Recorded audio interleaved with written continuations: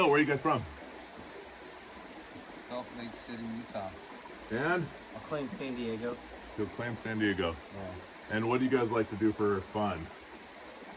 To recreate? I like sitting by waterfalls. I like going to Jizen Labs. Oh, Jizen Labs is fun. To recreate? Absolutely. That's Okay. a recreation. Yeah, that's good point. Yeah. How about you? I like riding my motorcycle through the twisties and playing with my dog, and especially talking about creative finance instructors. Yeah, but that's a little bit of a salesy side. I like that though. But is the reason you like to cruise on your bike is so that you can't text and drive and go a million miles a minute? Like you just have to pay attention or you'll crash and die? Yeah, that's exactly it. Is it really? Yeah. Hyper-focus. Unloading, right? That makes sense. Yep. Okay. What is your current biggest obstacle? You first. My current biggest obstacle? Well, it feels like this achy body, probably. Okay. That feels like an obstacle for sure. Yeah. And how often do you get that obstacle? Like never. Never. Like never. Like probably. It's been years and years. Years and years. So, Yeah. why do you think your body's doing it to you right now of all times? I think that it's a sign of a breakdown just before the breakthrough. Okay. So I think where some people can make the mistake of experiencing the breakdown and then creating a big story around it, and then that's where they end up focusing, so that's what they end up getting. Instead of the breakthrough, they don't hold the space for the breakthrough. When we hold the space for the breakthrough, we're looking for it. Therefore, we're active, regardless of the conditions, the current conditions, you experience more of the breakthrough. Why do you think it is like when kids get sick or when dudes get sick, like the women can just power through and take care of their kids, whether they're sick or healthy. But when a dude gets sick, it's like, oh, take care of me, and achy breaky. I know that is for me, anyways. I don't know. I'm speaking for myself. Is it that way for you too? Not necessarily. Okay, it is that. Yeah. Anthony said yes. Yeah. Okay. Okay, but for you, not necessarily.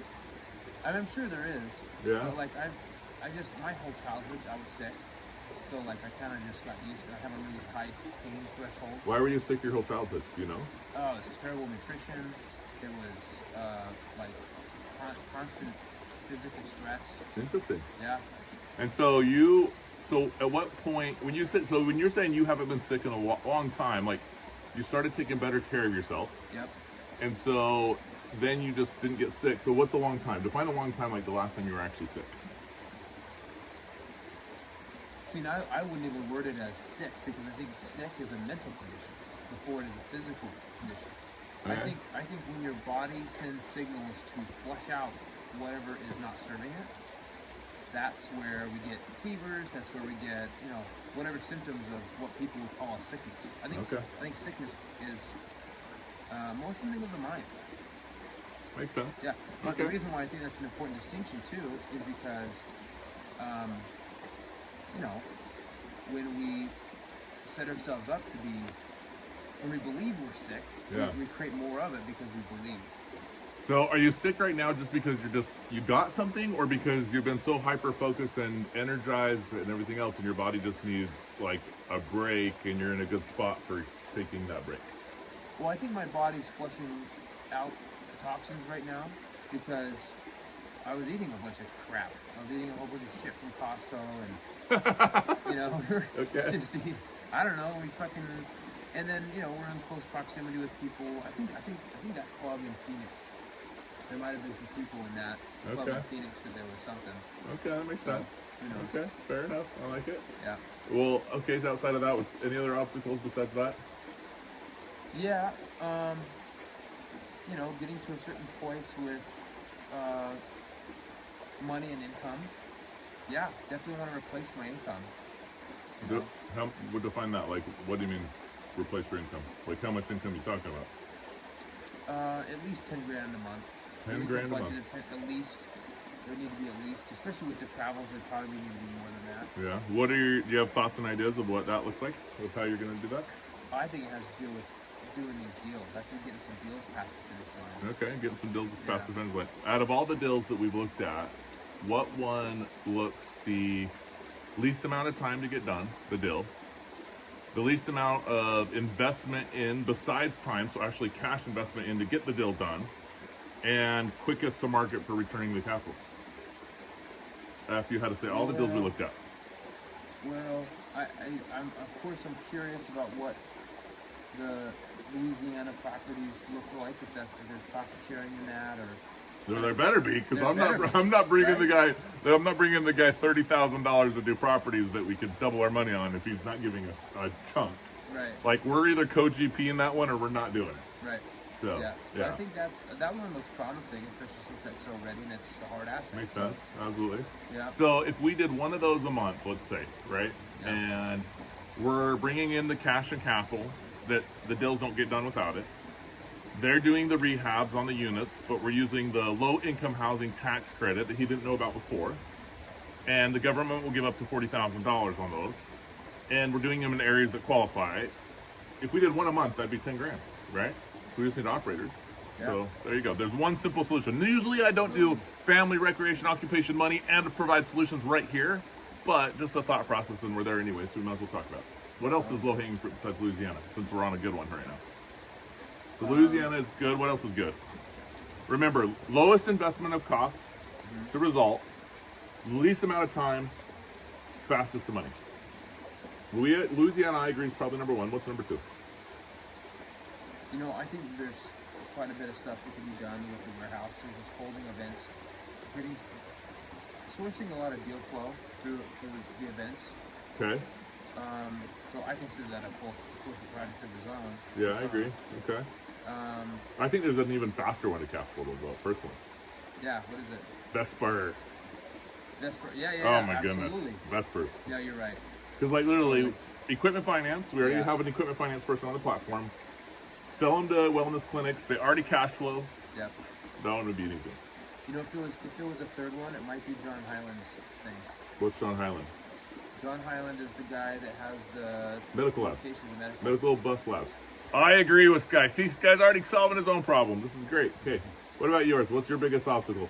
Well, I gotta bring 3 parties together that don't know each other to, one, trust each other, and then 2, we have to figure out a structure, you know, for the relationship that. What's funny about this is everybody wants the exact same thing for what he's talking about, and they just all don't know how to settle on the paperwork to all trust each other.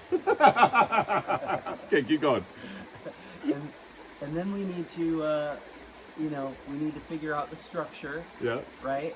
And I think once we figure out the structure, it's just down to letting the lawyers put it into legal terms, right? I totally agree. Yeah. And here's my fun one about this one. Would you agree that those 3 parties, if you got a plane, and that guy got a plane, and I got a plane, all at the same time, it's a win-win? Yeah. Like they all want a plane, they all will work together, they'll all be complete transparent, well mostly, because there has to be some trade secrets. And yeah, okay, cool. What else? What's number 2? Name the project. Name the project. You described it, but Yeah, well, it's a $411 million financing for a lettuce farm in Kansas. You know, we're working one side where we have a strategic partnership, where the farm is utilizing inputs, and then from the other side we have the financing. And the biggest part with the financing is, you know, the trust factor of can they pull the financing off, right? I think that's part of it. I think it's also the appraisal, because appraisals cost money. Like somebody has to go out and they have to walk where the property's going to go in. They have to see the threshold of the contracts. They have to know that the mineral assets exist that are going to be collateralized. They have to see that a realistic team's in place. I mean, you don't just get a $411 million check these days. Not post FTX. Yeah. FTX screwed us all. I'm just kidding. So I think that's the due diligence. And so the biggest part that I think a lot of people lack is it costs money to get money. but you would hire a CFO and you'd pay them 250 grand, a good one, in order to get the money. So why not hire a consultant and pay them 250 grand in order to get the money, right? So ultimately, right, like it is the human blockchain, Yep. right? So you think like digital blockchain, that's just code which makes all the pieces come together, right? Well, this is the human part where we have to make all the pieces come together just right to complete the transaction. It's literally a trust blockchain. That's what's funny. Yeah. So like if we had a trust of capital and money, for example, like if we knew right now that we could give the company $5 million and in 120 days we would get the $5 million back. If we knew that without a shadow of a doubt, we'd give the $5 million, but we don't know that without a shadow of doubt. We have to do due diligence. We have to figure out, has the person done any deals before like this? We have to check their licenses and their codes and all those things. And those are the pieces of this one. So that's a great one. What other one? Yeah. What else is your biggest obstacle? Besides that, what else is your biggest obstacle? Well, I mean, I just got out of the Navy, so, I need to make sure I have finances solid, because, I got a wife and 2 dogs and 2 cats, and it's not just me. I can't couch surf. And a roommate because you can't couch surf. Yeah. Okay. Yeah, so, I mean, Cool. yeah. Anything else? I mean,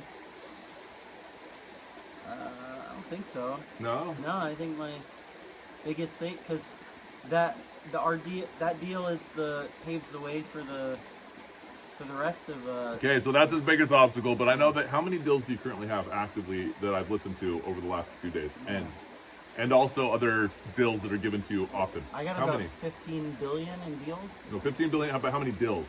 That comes out to like 25. And they're all tracked in a system that say if they all finance, they're 15 billion. So, anyways, great. So this is family. This is from. So where are you from? What do you like to do to recreate? What's your current biggest obstacle right now? You don't have to run through solutions with people. The system and the platform will actually do that for you. And lastly, are you okay if we capture a memory of this place and this time, and then also put this out to a social media and actually help it bring back the obstacle relief? So we are always going to have the solutions and the problems. When we do, great, but when we don't, the communities and the networks will help solve them. And so the object of this is mental health and helping people talk to each other about where they're from, what do they like to do for fun, what's their current biggest obstacle in life, business, other, and can we capture a memory together?